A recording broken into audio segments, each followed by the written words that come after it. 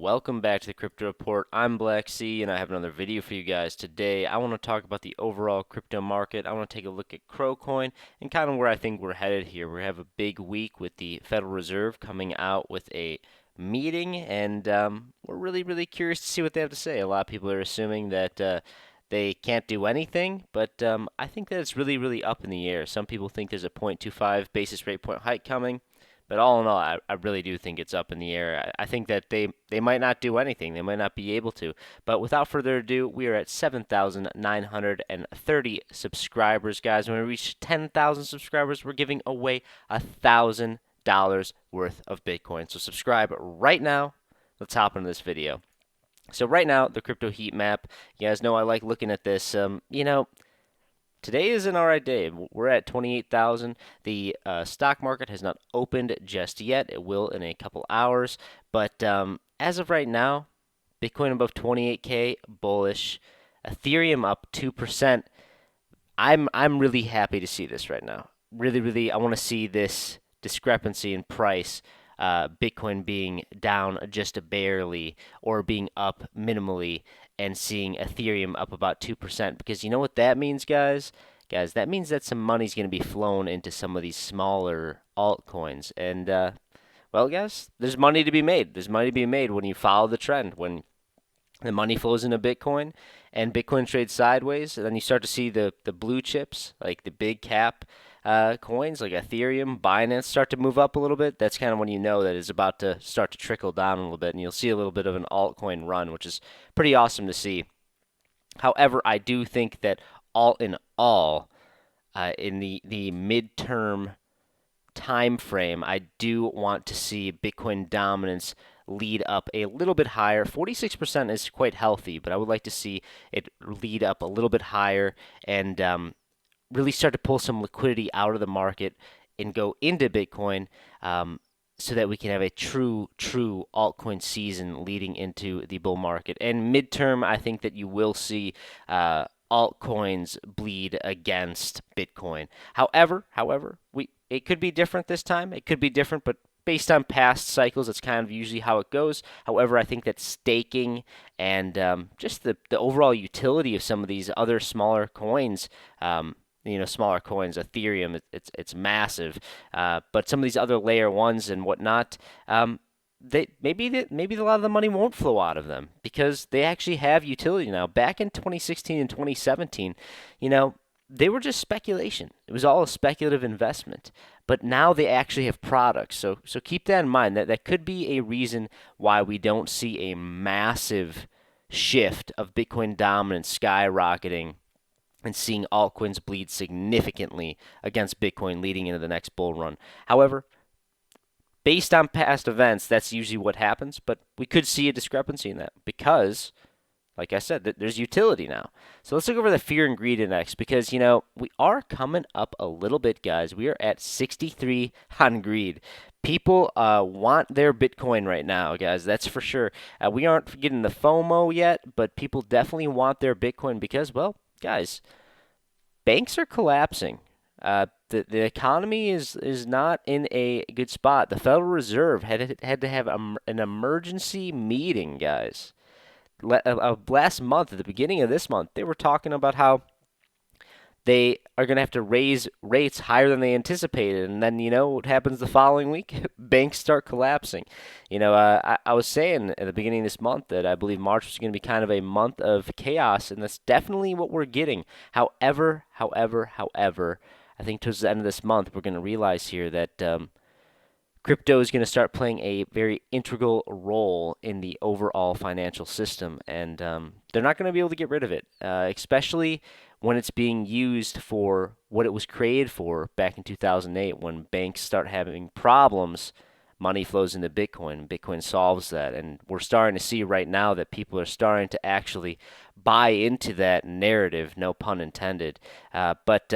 Yeah, guys, it's very curious to see here. The greed is at 68, which is higher than I would like at this time period. I think we do need to cool off a little bit below 30,000. It could be 40,000 depending if we have another leg up. But I do think we need to cool off a little bit leading into the Bitcoin halving. But before we look into the Bitcoin chart, I want to take a quick look at CRO Coin because, well, guys, we see based on the crypto heat map that we're starting to get a move to the upside on the altcoins because money was coming out of Bitcoin. Well, CRO Coin is lagging behind, guys. You know, I've been talking about this a little while now that CRO Coin tends to lag behind. We didn't see a massive move in the previous bull market until almost halfway through the bull run, which was very, very intriguing for CRO Coin. It almost seemed like it was suppressed, but however, eventually it did. It did. I rode it all the way up from 2 cents to $1. It ran, but guys, be patient. Be patient. This is if you believe in this project and you have true conviction for it, then there should be no reason to be stressing out right now. And honestly, if you have true conviction for it, then you know what we do, guys? We DCA because in this range of 5.5 cents to 10 cents is a fantastic accumulation zone. And quite frankly, I believe that we have a year of time to be accumulating before we make any new highs or make any big moves to the upside. So keep that in mind. However, if you believe in this, I would recommend you DCA. I have my bags packed on CRO Coin.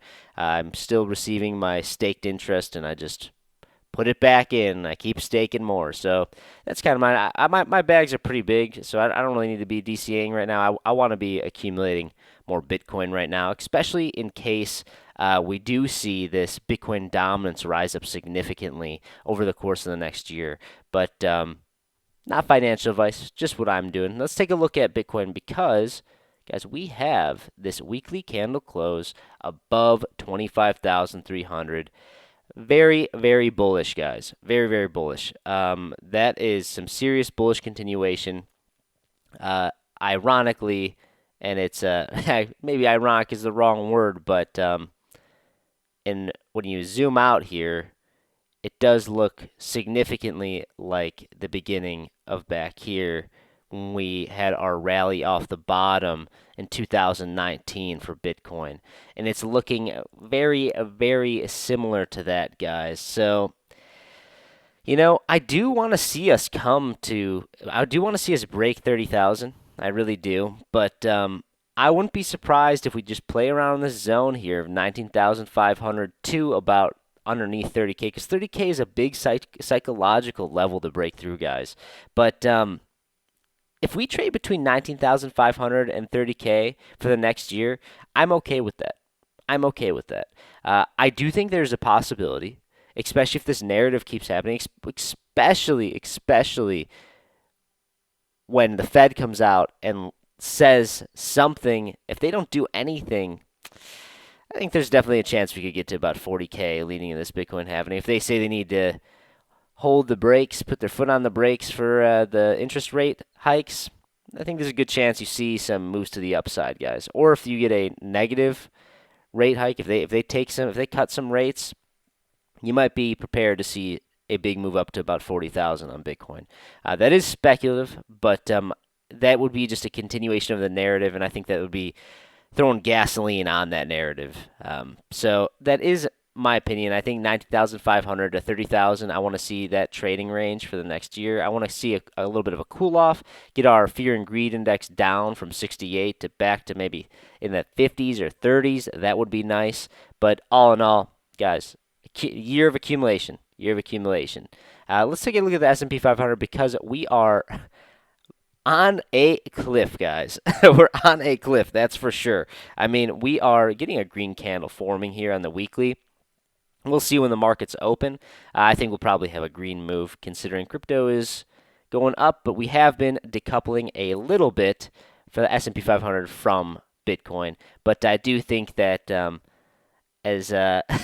think that Bitcoin will find its way home to, or the S&P 500 will find its way home to really matching up and coupling up back with Bitcoin at some point or another, unless this is the magical, mythical, long-term decoupling event that everyone has been talking about for years and years, and maybe, but I think we're gonna correlate once again.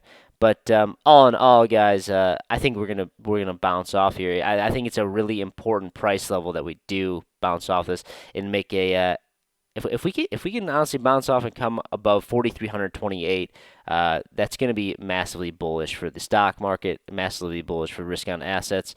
But all in all, that doesn't matter right now, guys, because Bitcoin is moving. Bitcoin is moving. Crypto is moving. Guys, if you like this type of content, please like this video, subscribe right now, and also please consider becoming a member on the channel. Go in the description box below, click Become a Member, or go to our homepage and click Join right here.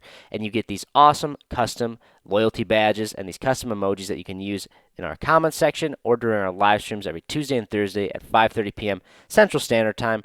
And on top of that, you get access to our private Discord where we have NFT alpha, trade signals, NFT whitelist spot giveaways, and each month you are a member, you get 10 additional entries to winning this loaded lion NFT, guys. That's all I got. Thank you so much for watching.